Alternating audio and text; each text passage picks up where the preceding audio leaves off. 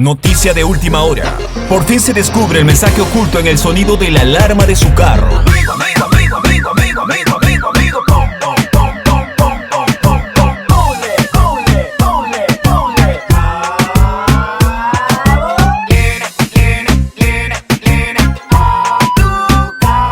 Ahora que ya lo sabes, hazle caso a tu carro y póngale Jaboline a su motor. Jaboline te cubre en cada reto. Para ser grande se necesita pasión, coraje y ganas de saborear el triunfo. ¡Sí se puede! ¡El triunfo es nuestro! Piscola, la bebida oficial de la Tri. Un original nunca se detiene. ¡Arriba, arriba, patria querida! Vamos a poner tricolor la vida. Señoras y señores, ha ganado la selección ecuatoriana de fútbol su partido de la fecha 13 de esta eliminatoria. Jugamos contra un rival que venía mal, que venía de 9 partidos sin ganar como la selección Vinotinto, pero siempre hay ese nerviosismo, ¿no? Ese tensionadito bacano que decía el Bolillo Gómez siempre en eliminatoria, siempre por partidos oficiales de puntos.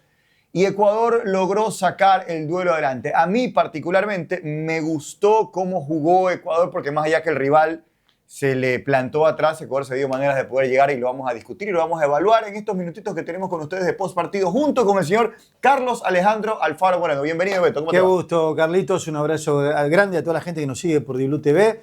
Y realmente, bueno, un partido que Ecuador lo ganó y lo ganó bien, lo ganó categóricamente, no lo sufrió nunca. Creo que se demoró un poquito, se hizo esperar un poquito el primer gol de Ener Valencia, que llegó casi sobre el término de la primera parte y creo que fueron impactos claves, ¿no, Carlos? Sí. Para el desarrollo del partido.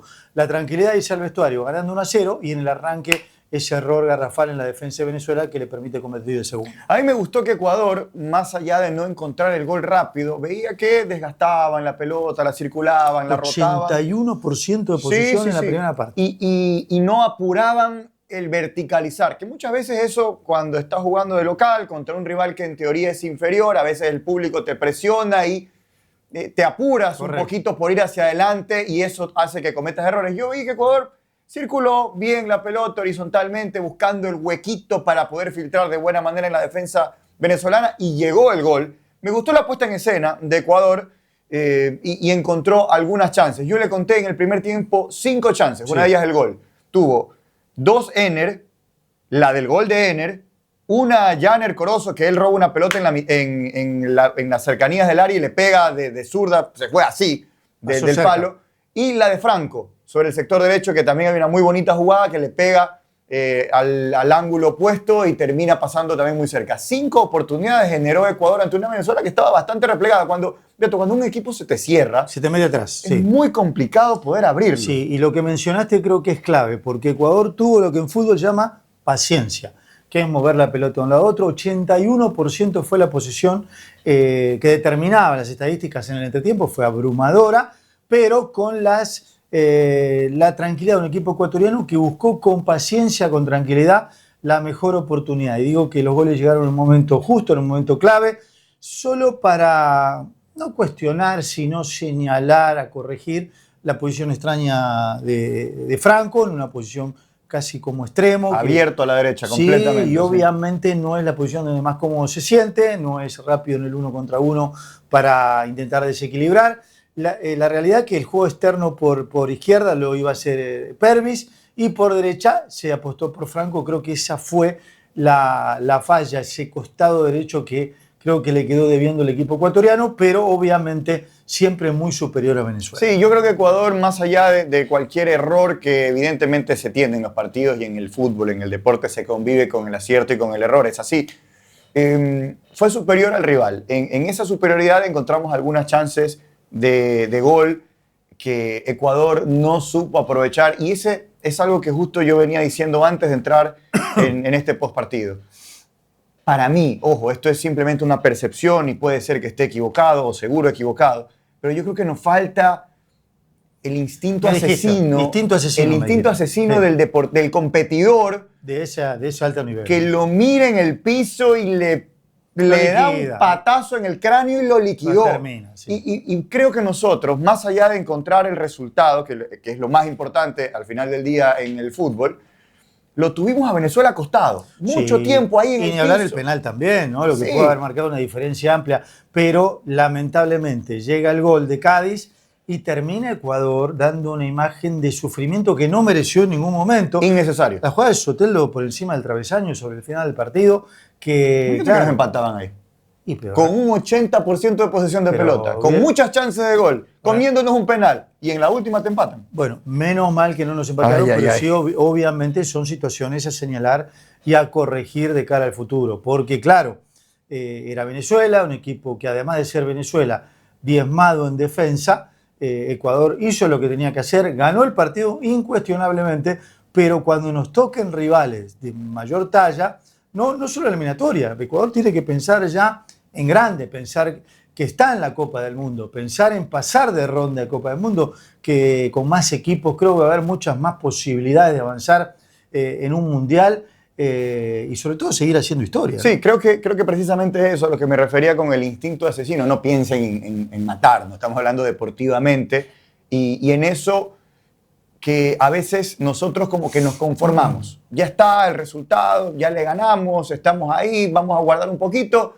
Y creo que perdemos hasta las formas de cómo continuar la ruta ascendente de partido. Yo no quiero criticar a Enner porque se come el penal, porque cualquiera se come un penal. Así Se es. lo ha comido Pelé, se lo ha comido Maradona, se lo ha comido Messi y otros grandes jugadores. ¿Usted se comió penal alguna vez? Un montón. Bueno, Claro. muchos grandes jugadores se comen penales. Ahora, sí creo que nosotros como ecuatorianos a veces como que no agarramos, la oportunidad la vemos ahí y está al alcance y decimos, bueno, la dejamos pasar, quizás otra Después la voy a agarramos. tener otra. Sí, y no la tomamos. Eso creo que es un factor que sí deberíamos tomarlo en cuenta para lo que dice el Beto, para las grandes citas, para los grandes partidos. Eso te pasa con Alemania, eso te pasa con España, eso te pasa con Argentina, eso te pasa con Brasil y no la ves más. Y en realidad, a la vuelta de la esquina, yendo a la excelente participación de Ecuador en aquel partido de Copa América frente a Argentina, Sí. que mereció ganarlo, porque Ecuador mereció dejar afuera al que terminó siendo campeón, y era campeón del mundo, y es campeón del mundo. La última que tuvimos, antes de Caicedo, de Jordi Caicedo. Antes que termine el partido, fue increíble. O sea, un equipo de esa jerarquía, de esa elite, tiene una jugada así y te liquida, y no hay, es un golpe knockout ya en los momentos de descuento como para no reaccionar más. Nos genera esa sensación que es hasta injusta el terminar atrás contra una Venezuela que durante gran parte del compromiso fue muy defensiva, que sufrió la ruta del partido, porque la sufrió mucho Venezuela, tuvo muchas chances en contra y la logró defender ahí medianamente. Y Ecuador, que creo yo, encuentra un buen juego colectivo en ciertos pasajes del juego y que termina encontrando goles, que es lo más importante. A Ecuador le rompen una racha de, me parece, son 6 partidos. De aquel partido de Brasil. Sí, El debut de BKC. de no recibir un gol. De todas maneras sigue siendo una defensa bastante sólida. Incluso, en ¿te acuerdas general. cómo fue el gol? Fue un disparo que roza en Pacho, me roza parece. en Pacho y se mete. O sea, Sí, no sí. fue una jugada clara, ¿no? Correcto. Entonces, lo importante de esto, más allá de todo lo que estamos puntualizando, que son aciertos, que son errores, que eso es parte del mundo del deporte, es así. Lo importante es que al final Ecuador termina con 22 puntos esta fecha 13. Por ahora es segundo en Correcto. la tabla de posiciones a la espera de lo que pase en el partido entre uruguayos y argentinos. Y creo yo que nos genera una calma de Sí, claro. haber conseguido el resultado de local Claro. y estar a las puertas de una clasificación. Viene la otra parte. Continuar esta ruta porque, ojo, todos los puntos que tú sumes en eliminatorias te van a ayudar a estar en un mejor bombo para el sorteo del Mundial. Tú decías que hay que mirar ya un poquito más allá. Hay que mirar, pensar en grande. ¿no? Entonces empecemos a pensar en por qué no ocupar un bombo 1 o un bombo 2. Acuérdate que hoy las selecciones son 48, entonces evidentemente hay más cabezas de Sí, serie. sí.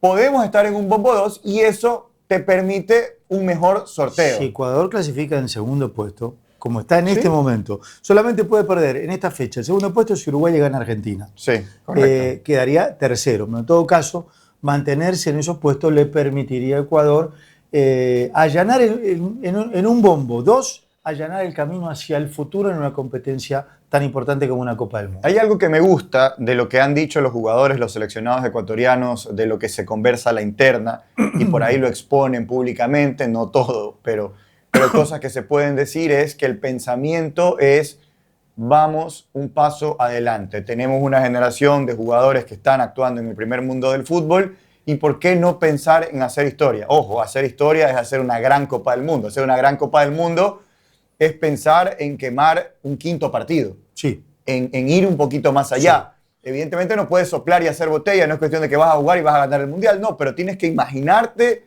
que tienes las herramientas para hacerlo. Yo particularmente creo que Ecuador hoy en Sudamérica es de las mejores selecciones. Si vamos a Europa, hay buenas plantillas, pero que al final del día no están terminando de cohesionar todas sus líneas como Francia, que tiene un equipazo, Sí, Francia.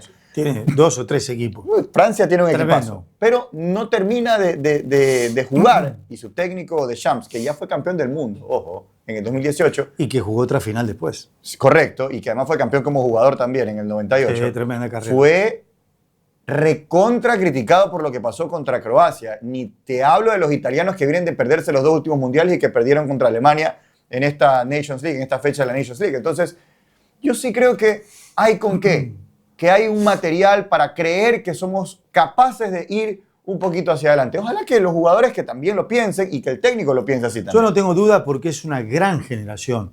O sea, para ser o seguir mejorando y corrigiendo la historia, tienen que demostrarlo en una Copa del Mundo. Tuvimos la posibilidad en Qatar, solo empatando era frente a Senegal, si no mal no recuerdo, el equipo ecuatoriano pasaba a instancias de octavo de final. Hoy en la próxima Copa del Mundo va a haber la instancia de 16 avos de Sí. final por la cantidad de equipos que se juega, pero en todo caso yo creo que hay que pensar en grande. Podemos, otra situación, sin entrar en críticas puntuales y demás, porque no es momento de apoyar, es momento de confianza, de esperanza, de fe y de creer en el equipo ecuatoriano, sobre todo porque hay un partido fundamental ahora de visitante en Santiago, una gran premisa donde, lo dijo Arturo Vidal, se juegan, para ellos es la final del mundo por buscar ese lugar de repechaje, pero decía Carlos que es un momento ya de empezar, evidentemente, a pensar en el grupo final y obviamente tratar de cometer los menos errores posibles en la conformación de la lista, porque todos nos preguntamos, ¿qué pasa si se lesiona Galíndez? ¿Qué pasa si Ener se resfría? ¿No? Sí. Porque hoy dependemos de Ener para la conversión. Entonces yo creo que Ecuador necesita alternativas de peso sin experimento como para poder tener situaciones de alternativas ante imponderables que siempre en el fútbol sucede. Eso sí creo que me preocupa bastante porque no veo que hemos preparado una banca para eso. Yo creo que hay jugadores en Ecuador que pueden ser llamados para al menos revisar su nivel, a ver qué tan compatibles son con la idea del entrenador en cuanto a nivel futbolístico, pero no los han llamado. No han sido parte del proceso. Yo no sé, Beto, tú que estuviste en una selección en este deporte que es el fútbol, ¿qué tan factible es que un jugador que no formó parte nunca o casi nunca de este proceso se meta en una nómina mundialista dejando afuera a otros que sí formaron parte de? ¿Es muy complicado eso o depende de la necesidad de la plantilla? Siempre pensé que la obligación en cualquier ámbito, en cualquier equipo, la obligación del entrenador es ser justo y de darle oportunidad a esos jugadores a los que mejores están. Ahora, el entrenador de selección, el seleccionador, tiene una gama amplísima para poder escoger, elegir. Entonces, yo creo que ante cada situación, hoy, este momento, tienen que estar los que mejor están. Y cuando llegue la hora de final de la selección definitiva para ir a la Copa del Mundo, hay que ver si los que están bien ahora llegan bien ahí. Obviamente, en la conformación de un grupo, hay una columna vertebral donde sabemos que algunos se han ganado el lugar y son irreemplazables. Los Galíndez, los centrales que son figuras a nivel mundial, Pervis Estupiñán, Moisés Caicedo, Alan Franco, que cada vez que juega la selección lo juega bien, Ener Valencia, goleador histórico. O sea, hay una columna vertebral, obviamente, y yo creo que hay no 11, sino 12, 13, 14, hasta 15 diría, que son ya inamovibles. ¿Por qué? Porque se lo han ganado. Pero en la otra situación hay jugadores que no justifican su convocatoria, otros que son figuras en sus medios, en sus equipos, y no son llamados. Y yo no veo grandes recambios, por ejemplo, en el arco, o por ejemplo, como dije, en el puesto de centro delantero. Sí, y en el puesto de lateral derecho, por ejemplo, Correcto. que también estamos con un inconveniente ahí. Yo creo que es algo de lo que he venido hablando en las últimas semanas. Hoy se desacentúa un poquito esa crítica porque estamos consiguiendo el resultado, gracias a Dios. Sí, se dio, claro. Pero eso evita que se hable un poquito más de la ausencia en convocatoria de un jugador, por ejemplo, en el oficio de lateral derecho. A mí la explicación de Sebastián Beccacece, con todo el respeto del mundo, porque siempre hay que respetar a los que más saben de esto, y el entrenador seguramente sabe mucho más que yo. Así es.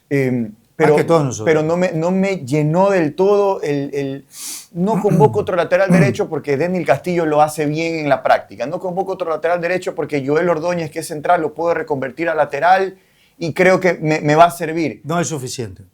Creo yo que eso puede servirte en un equipo de fútbol que en algún imponderable porque se te lesionó el de aquí, porque te expulsaron al de acá y no tienes más. En un momento el mejor lateral derecho del país era Romario Caicedo, no fue convocado nunca.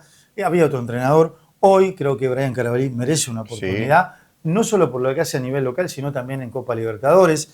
Hablamos de los arqueros ni hablar. El chico Daniel de la Cruz de Liga, por ejemplo, está teniendo una muy buena temporada. Obviamente también, otro chico en está Quito, en gran nivel. en Casablanca, yo lo llevaba para ver, a ver cómo me puede servir. Además que tiene 20 años, 21 años, es joven, creo que podía formar parte también de esa nómina de sparrings o de invitados que uno de ellos se terminó metiendo en banca incluso. El señor Darwin Cuero se metió en banca, chico de 17 años, que estuvo en la banca y que casi entra en el partido. Estuvo a nada de entrar. Después nos hicieron el 2-1 y el técnico dijo, no, mejor metamos a alguien más de experiencia, vamos a enfriar un poquito el partido. Pero ya hay que pensar en cosas grandes, como lo decías en el arranque de este postpartido.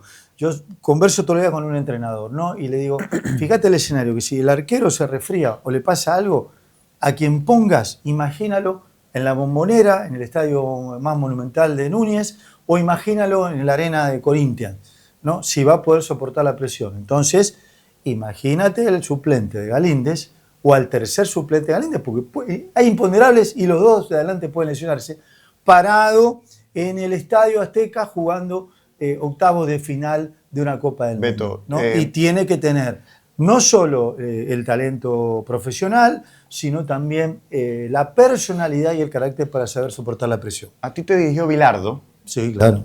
Carlos Bilardo, técnico campeón para las nuevas generaciones, técnico campeón del mundo con Argentina. Era un técnico obsesivo. Obsesivo de todos los detalles. Y dicen que en muchas aristas de la vida el diablo está en los detalles. O sea, el tipo que está en el detalle mínimo, en el que parece que no marca una diferencia, en algún momento te termina marcando. Incluso hoy está todo tan parejo que se gana justamente por esos detalles. El técnico se obsesivo. Marca diferencia. El técnico obsesivo, el que está encima, el que no deja un detalle a la presunción. Tienes que pensar. Incluso este entrenador que mencionaste era tan bueno que en ciertos momentos decía, bueno, nos expulsaron a uno, nos quedamos con 10. ¿Cómo vamos a reaccionar si nos quedamos con 10? Y 15 minutos de fútbol hacía con un jugador menos. Mira, eso es el detalle, estar ahí, encima. En todos los detalles, correcto. Bueno, ha ganado Ecuador, señores, y estamos muy felices, estamos contentos con la victoria de la para el martes, ¿eh? Correcto, tenemos que jugar ese partido contra la selección chilena en condición de visitante. En la eliminatoria anterior, recordemos que ganamos ese partido 2-0 allá. Partidazo. Ojalá que lo volvamos a hacer esta vez y que de una vez sellemos, ya certifiquemos el pase al Mundial de México, Canadá y Estados Unidos en el 2026. Beto. Que así sea, nos despedimos, ¿no? Estamos llegando a la parte final. Muy bien. Espero que hayan disfrutado de este postpartido. Arriba Ecuador, señores, Con ganamos todo, arriba. Y estamos segundos en la eliminatoria. Pasen bien. Nos vemos pronto. Chao. Un original nunca se detiene. ¿Qué se necesita para ser grande? Para ser grande se necesita pasión, coraje y ganas de saborear el triunfo. Porque compartimos nuestra sed de más. Gritamos contigo, Ecuador. Sí se puede. El triunfo es nuestro. Piscola, la bebida oficial de la Tri. Noticia de última hora. Por fin se descubre el mensaje oculto en el sonido de la alarma de su carro.